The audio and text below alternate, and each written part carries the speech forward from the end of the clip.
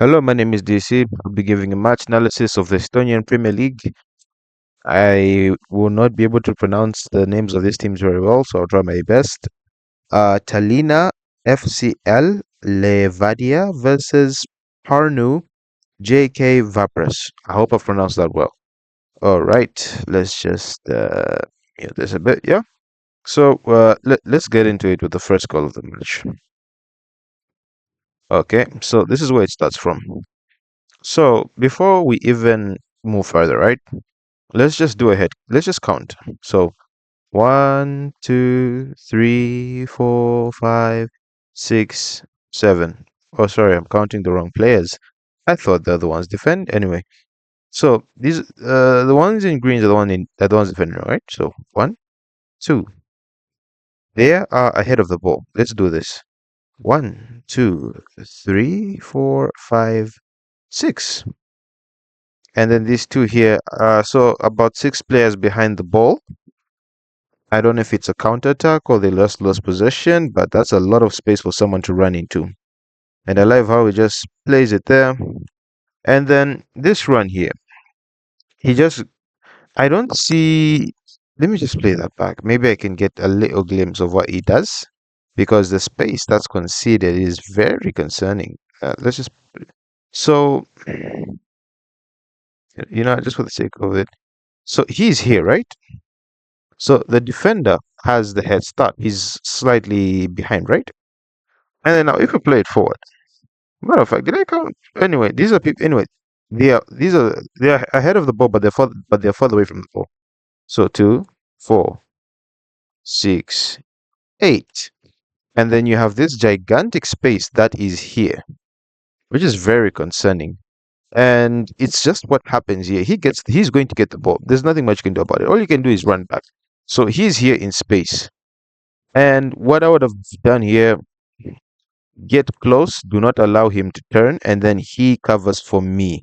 Because if I give him this space, I'm just setting myself up for the 1-2. If I give him this space, I would rather get closer, if possible, foul him, withdraw the foul. That's if he's not on a yellow, foul him, and then you just stop this attack and then you let people get behind you. Because if possible, I hold him up here. He is there to cover for me in case this guy continues the run. Let's just play it. So he moves forward, but I don't see the point. You're better off getting close to him so that you don't foul him. And then look at what happens next.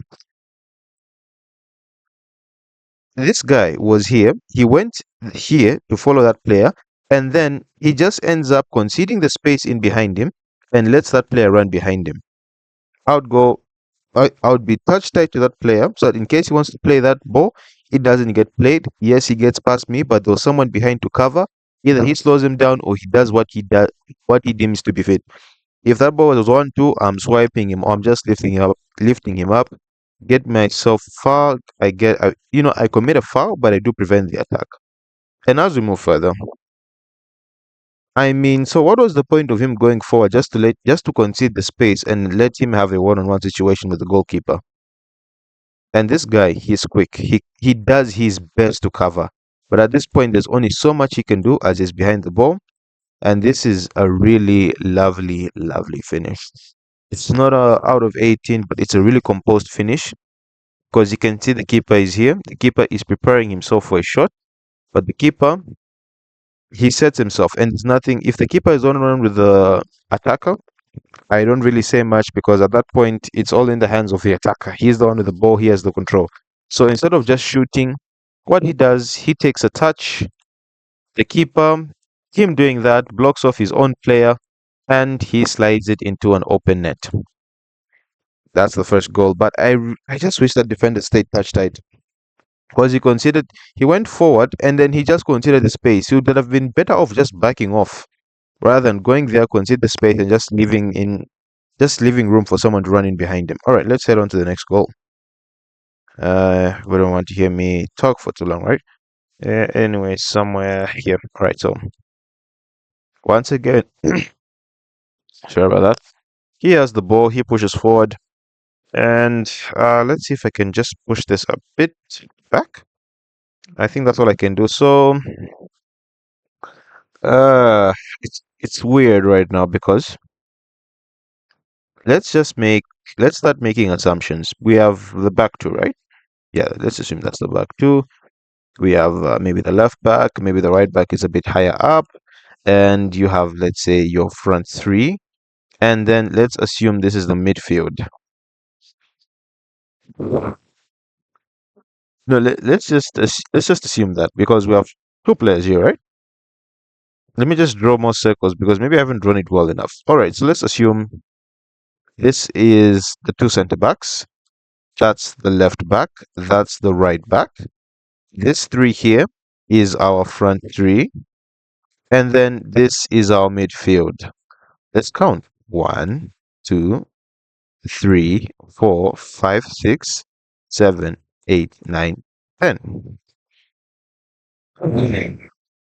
It just, it, hey, look, this is just not right because, I mean, the two midfielders are way too close to each other. So, one thing you always want to do is have the midfielders just a bit further away from each other, maybe someone here and then the other one here.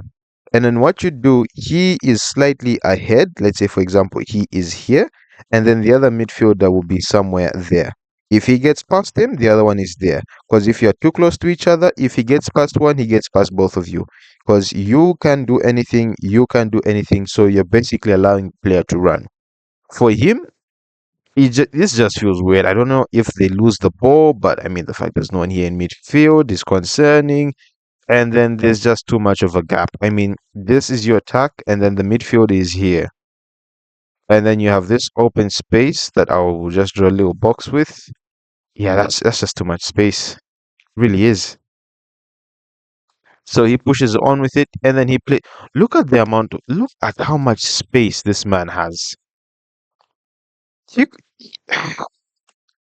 he gets it, and then what I do, I can applaud here is that they do the right thing. This is one thing I can really applaud because he's there.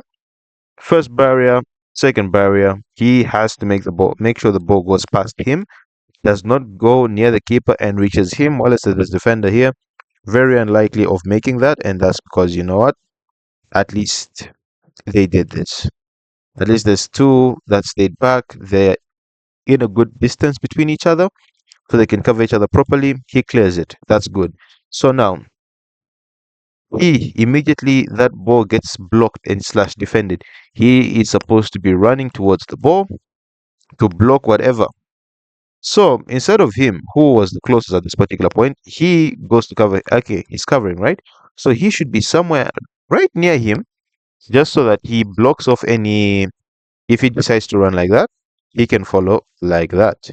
If he wants to go there, if he wants to go like this, he is able to follow him like that. He's able to prevent him from cutting it. But let's see what happens. He gives him way too much space. He is supposed to be taking a few steps further. Because trust me, if he is here, if he is here, he this goal doesn't get scored because he's in a position to block off. I mean, why does he take all these steps back? There's no reason. He should be pushing forward and just make a line. Even if it won't be pretty, but just block off the person from having that freedom to run through. But this here, that is a golazo. That is a goal and a half. You know what? Bad defending, but that's a really good goal.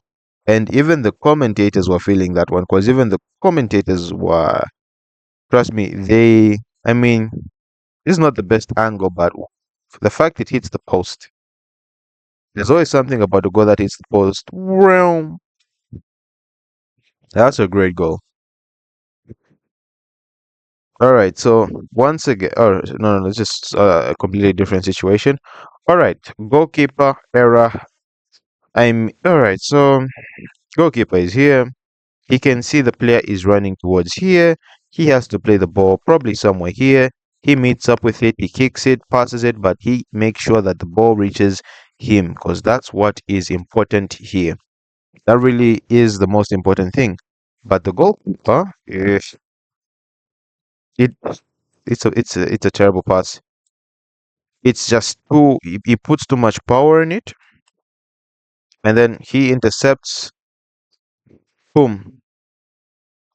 I understand why he's slowing down. He doesn't want to overcommit. And at this point, it's a 3-on-3. I like how the defender, he's waiting for him because it's not necessary for him to follow him. He could just move at a slow. He could just jockey at a slower pace than him, so that they eventually meet at a particular point, and it does work because he gets the ball. Unfortunately, he doesn't. How can I say this? He tackles for the ball, but he doesn't get the ball. Kicks it, yeah, but he's not in a position to recover with the ball, so it leads to the player managing to get to the ball, and then he fouls it. I did think it was harsh, but the other angle did say something else, and the coach was extremely unhappy when that foul was given. And it's the way he's pointing. Let's try here. Yeah, he gets the ball, but he does, hit his leg. He really does. Nothing much you can do about that. And the coach was very. It's because of the angle. The coach sees it. Maybe he didn't notice it, but yeah, he's like, he got the ball, but he did also get the man. And after scoring that wonderful golazo, he does go on to score the pen. Goalkeeper here, not much he can do. All he can do is hope. Goal. Goal. Nice goal. Let's head on to the next one. Somewhere around here. He plays it into him. He's in space, but not much he can do here. Unless if he maybe dummies it, leaves it for him. But yeah, he does. That's a lovely move. And as he plays the dummy, he makes the run forward. He he almost gets it. But fortunately enough, the defender, it's one of those own goals. I even forgot how this was scored anyway. Because look at this. This is great. No, as in, this is great play from the attacker at this point. He knows there's someone in front of him that's in a better position. He can do that little decoy, and then he can make the run. That's really good movement. It's sometimes not. Sometimes you really learn to appreciate that a player that can identify space and run into it, or identify where his teammates are, and position himself or make movements that accommodate or help his teammates. Because look at this, pulls for it. He he's just in way too much space if you think about it. The fact he's able to. I mean, that's just too much space. I know they're leading by 3 goals, but I'm sure there could even just be one person to just move. I mean, no one noticed him. I know they're leading, but he had too much space, and this is one of those own goals you can't recreate. It wasn't his intention. He was trying to get it out, but yeah, he should do better. Anywho, let's head on to the next goal that was scored. So not goal that was scored, but chance. So this is a lovely ball. Woof. I don't know if it's okay. There are certain passes when they are played, you think as if the defender did not read it, but it's one of those deception passes. It's moving quicker than it actually looks like it's moving. So by the time you reach there, the pass takes you out the game.